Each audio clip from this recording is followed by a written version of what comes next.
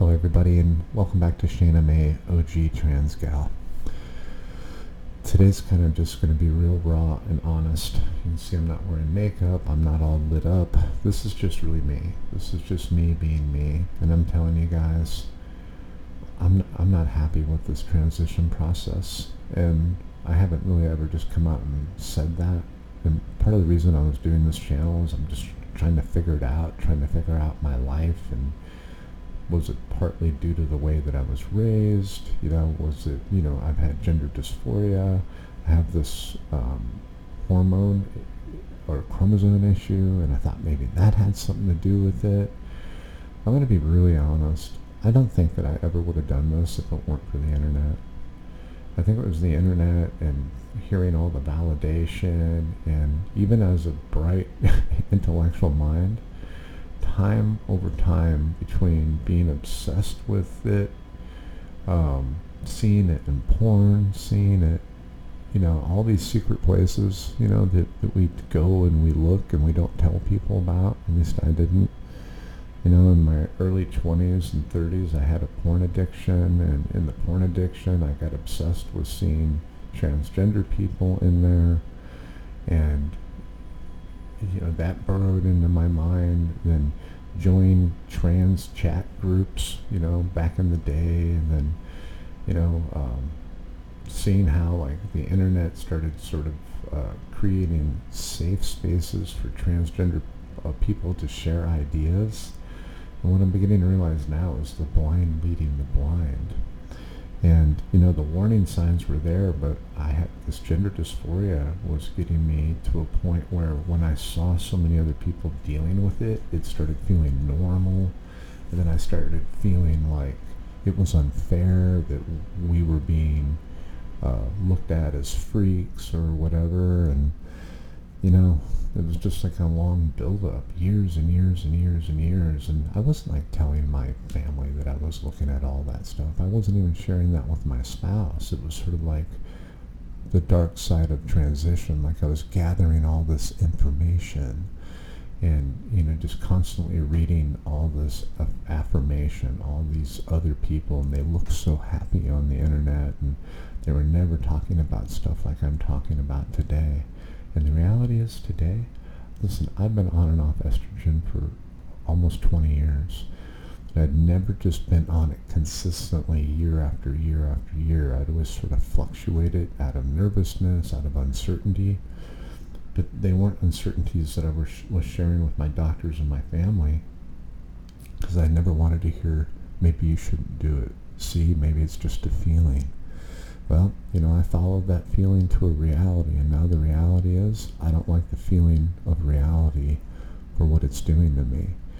The mood swings are insane. The older I get, the worse they get. It's like I'm in a 50-year-old body on estrogen, and estrogen's making my 50-year-old male body want to go into a menopause. My testosterone's all screwed up. I'm getting hot flashes, mood swings, sleeplessness, out of control appetite patterns. Sometimes I lose weight, sometimes I gain weight.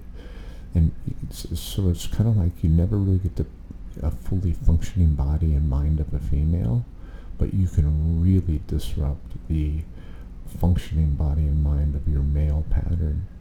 And for me, it was my male mind and my male drive, the natural order of things, where I found success in business. I became a leader.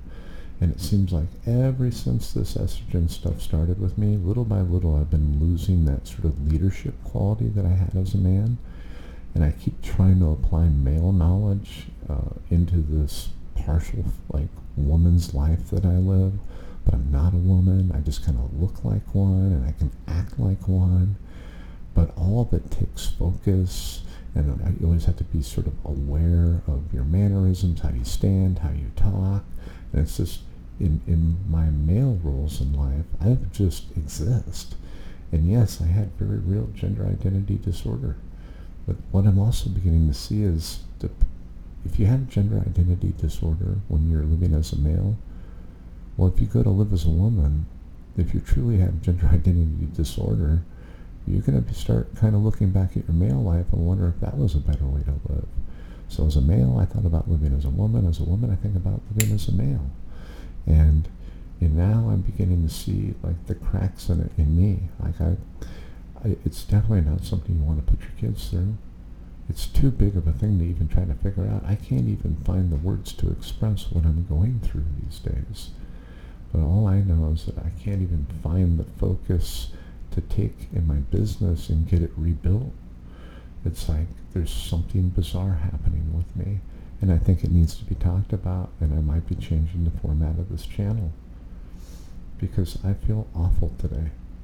I feel a little hopeless. I feel discouraged, and I just wish I could take all this off and just go back and experience a moment of my life from years ago and find and be able to correct some of what's going on in my life today as far as feeling more organized, having a plan, the ability to protect my business, my family, to be a leader.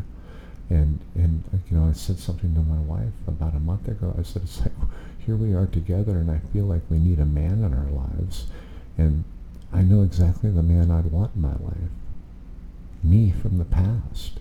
Me from the past could fix all this because I would have that instinct to do so, and I've disrupted that instinct.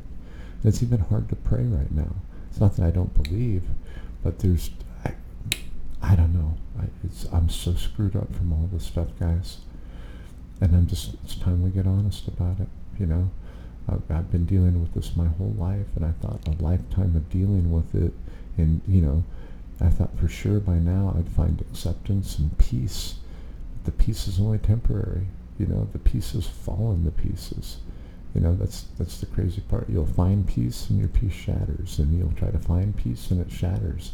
I never had that problem living as a guy. Never. Yes, I would get anxious and obsessed with wanting to be a woman, identifying as a woman, but the reality is it sucks.